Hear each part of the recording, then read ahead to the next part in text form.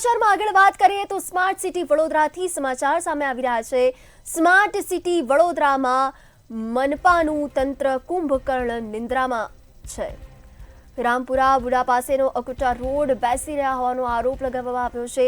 વડોદરા મનપાનું તંત્ર કે જે નિંદ્રાધીન હાલતમાં છે, રોડ બેસી રહ્યો છે છતાં પણ મનપા તંત્ર કુંભકર્ણની નિંદ્રામાં છે। અકોટા રોડ પરથી દરરોજ હજારો વાહનોની અવરજવર થતી હોય છે। ટ્રાફિકની ધમધમતા રોડ પર હોનારત સર્જાઈ શકવાના એંધાણ છે, ત્યારે હજી પણ મનપા તંત્ર કે હજી ઘોર નિંદ્રામાં હોય તેવું લાગી રહ્યું છે। અધિકારીઓ હોનારતની રાહ જોતા હોય તેવી પરિસ્થિતિ છે। ગો સ્લોનું બોર્ડ મૂકી હોનારતની રાહ જોતું આ તંત્ર કે જેની સામે સ્થાનિક લોકોનો ભારે રોષ જોવા મળી રહ્યો છે।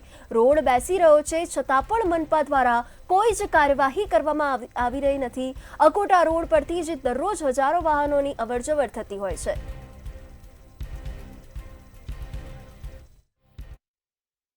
સ્માર્ટ સિટીનો અંધે વહીવટ સ્માર્ટ સિટી કહેવામાં આવે છે, પરંતુ અધિકારીઓ અસ્માર્ટ એટલે દિશાહીન છે।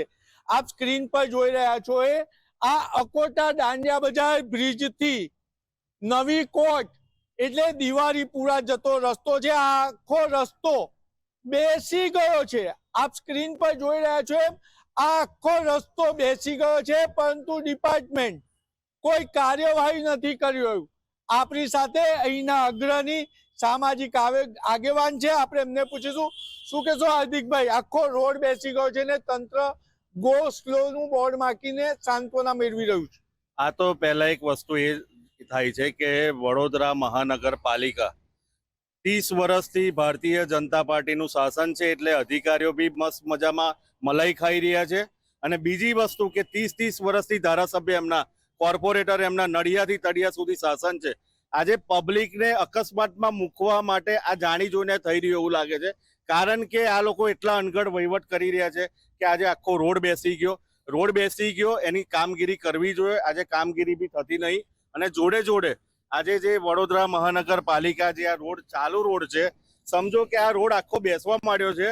બેસવાની સાથે આ રોડ બ્લોક કરવો જોઈએ કે કોઈ અકસ્માત થશે એનો જવાબદાર અધિકારીઓ રહેશે, અને જે તે ધારાસભ્ય છે આ પશ્ચિમ વિસ્તારના એ બી જવાબદાર રહેશે, કારણ કે આ રોડ બંધ કરી દેવો જોઈએ અને બીજા રોડ પર ડાયવર્ઝન આપીને ટ્રાફિક શાખા જોડે સંકલન કરીને એનો લોકોને તકલીફ ના પડે, મુશ્કેલી ના પડે, કારણ કે રોજ એટલો ટ્રાફિક જામ થાય છે કે રોજ 2 થી 3 અકસ્માતથી મૃત્યુ થઈ રહ્યા છે। આ લોકો અકસ્માતની રાહ જોઈ રહ્યા છે કે અકસ્માત થાય અને પછી કામગીરી કરીએ। એટલે કહી શકાય કે સ્માર્ટ સિટીના સત્તાધીશો અને કોન્ટ્રાક્ટરો ક્યાંક ને ક્યાંક બેદરકારી વલણ છે, અને અધિકારીઓ કોન્ટ્રાક્ટરના લાભાર્થે કામ કરતા હોય તેમ જણાય છે।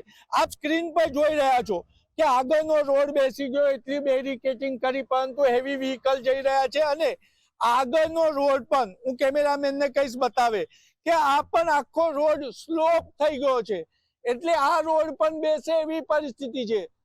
ત્યારે સવાલ એ ઉભો થાય છે કે જીપીએમસી એક્ટ ની કલમ 67(3) હેઠળ તાત્કાલિક અહીંયા કામ કરાવવું જોઈએ, પરંતુ ના।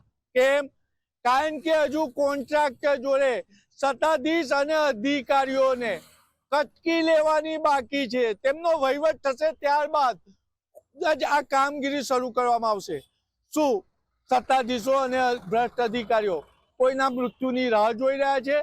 નાગરિકો આક્રોશ ઠાલવી રહ્યા છે, નાગરિકો જીવના જોખમે અહીંથી પાસ થઈ રહ્યા છે, પરંતુ સત્તાધીશ અને અધિકારીઓના પેટનું પાણી નથી હલતું। કેમેરામેન મિલિંદ મેલે સાથે નિલેશ બ્રહ્મભટ્ટ, મંતવ્ય ન્યૂઝ વડોદરા।